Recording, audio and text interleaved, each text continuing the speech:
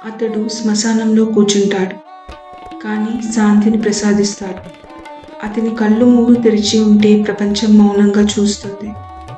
ఆయన శివుడు కాదు, తత్వం. ఆయన దేవుడు కాదు, దిశ. శివుడు ఒక మూర్తి కాదు, ఆయన ఒక భావన, ఒక శక్తి, ఒక స్థితి. ఆయన ఆది యోగి, మొదటి యోగి. ఆయన మహాకాలుడు, కాలానికి కూడా మించినవాడు. శివుడు అంటే శూన్యం, కానీ అదే శూన్యంలోనే సృష్టి మొదలవుతుంది. శివుడు కొన్ని రూపాల్లో పిలువబడతాడు. ప్రతి రూపం మన లోపలే ఉన్న ఒక భావనకి ప్రతీక. నటరాజు. సృష్టి, స్థితి, లయ. జీవితం అనేది మార్పు తాళానికి జరిగే శాశ్వత నాట్యం. ఈ నాట్యాన్ని శివుడు చేస్తున్నాడు. ప్రతి అడుగులో ఓ గమనమే, ప్రతి చలనంలో ఓ మార్పే. మన హృదయంలోనూ ఈ నాట్యం నిశ్శబ్దంగా సాగుతోంది.